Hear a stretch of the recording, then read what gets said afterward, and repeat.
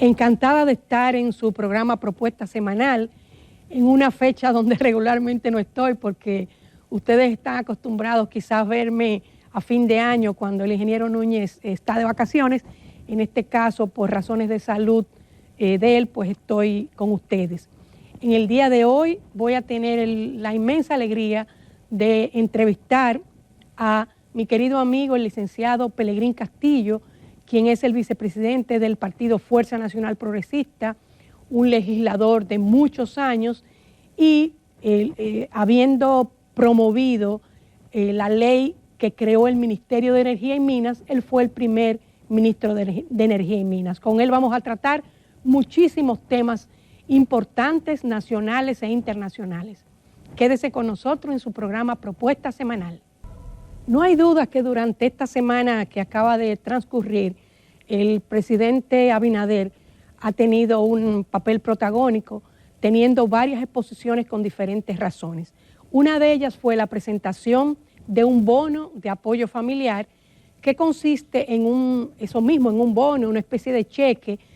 por un valor de 1.500 pesos y que será entregada a 1 millón de personas. Estamos hablando de que al mercado saldrá unos 15 millones de pesos que esperamos que sea consumido en productos básicos para personas de situación vulnerable. A uno le preocupa el pensar que es un documento al portador que puede ser entregado muchos a una sola persona, pero bueno, vamos a confiar en que se va a dar el mejor uso a esto. De igual manera, al otro día de ese anuncio y producto de protestas que estaban anunciadas, de hecho, este fin de semana va a haber protesta frente a las sedes, motivados en las alzas, en algunos casos hasta de un 100% de la energía eléctrica. Y al día siguiente del bono, pues el presidente avisa que se deja sin efecto las alzas, pero es importante destacar que de hecho ya hubo una parte de alzas que en algunos casos fueron de un 30%, hay casos en que fue mucho más. Se dejan sin efecto estas alzas que tienen, los periódicos han recogido cómo ha afectado sobre todo a los pequeños comercios que muchas veces tienen que tener plantas eléctricas, inversores para poder cumplir con sus compromisos comerciales, pero por lo menos se desmontó la parte que faltaba, es decir, el resto que iba a completar el desmonte total del subsidio. Luego tuvo el presidente una participación no tan buena para él, y es que se le abordó con el tema del escándalo que se generó producto de una investigación de la comunicadora Alicia Ortega, en la cual destacó una situación relacionada con PROPEP, que es la unidad que maneja el señor Neney Cabrera, y el caso de un proyecto de pinturas en el fin de año. A lo que el presidente reaccionó desde nuestro punto de vista, con una respuesta inadecuada, de decir que no podía compararse los actos de corrupción de su gobierno con los anteriores. Pero es que no es quién robó más o quién robó menos o quién ha cometido de la manera más burda los actos de corrupción. Es que nos prometieron no haber actos de corrupción, no haber escándalos. Y argumentar que antes no se sabían, yo pienso que no. O sea, nosotros tenemos incluso un grupo, pueblo que vivía reportando actos de corrupción del anterior gobierno, y nosotros supimos de las mochilas de la hermana del presidente o del asfalto del penco. Es decir, que no es cierto que no se supieran, se sabían los actos de corrupción. Evidentemente en ninguno de los casos se hizo nada, pero eso no compensa el hecho de que simplemente no queremos actos de corrupción. Como he dicho, en esta semana el presidente Luis Abinader ha tenido demasiada participación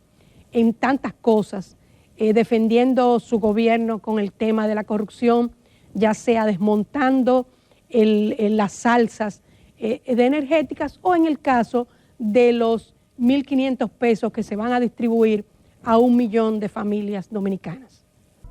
Durante esta semana también hemos sido como país objeto de muchas presiones internacionales. Supimos de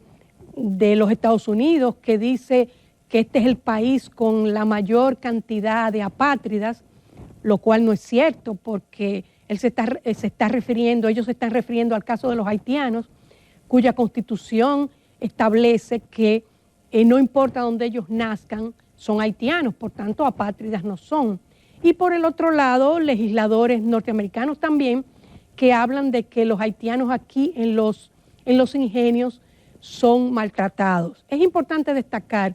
que los ingenios dominicanos solamente son 4 ingenios y todos están en manos privadas. O sea que cuando hablamos de que hay un supuesto maltrato y acoso de los haitianos en los ingenios, estamos hablando del sector privado. Es decir, que no estamos hablando del gobierno, puesto que recordemos que durante el tiempo de la capitalización los ingenios se vendieron. En esta semana ocurrió algo importantísimo, y es que el Instituto Duartiano, que es el llamado a preservar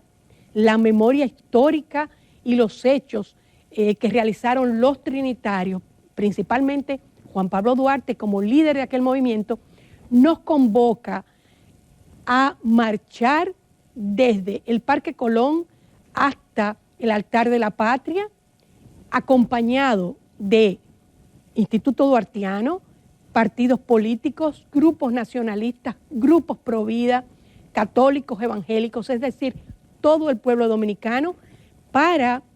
fundamentalmente decirle a la comunidad internacional que necesitamos que ellos asuman su responsabilidad, y esto lo dijo el presidente del Instituto Duartiano, el doctor Wilson Gómez, quien pedía a la comunidad internacional que asuma su responsabilidad frente a Haití con la reconstrucción de Haití en Haití.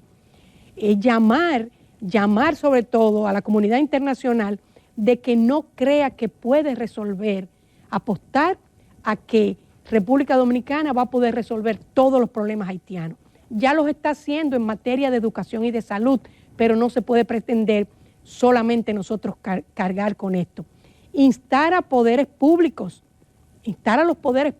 de República Dominicana, Congreso, Justicia, Fuerzas Armadas, todo el que tiene que ver con la seguridad nacional,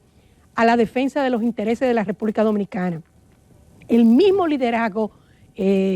dominicano que sí se está manifestando en apoyo a este movimiento, que intenta, y lo va a lograr, ser no simplemente una marcha, sino el inicio de acciones que hagan entender a la comunidad internacional y a los poderes nacionales de que esto es un problema que tenemos todos que enfrentar en la unidad, más allá de partidos, más allá de grupos, más allá de colores.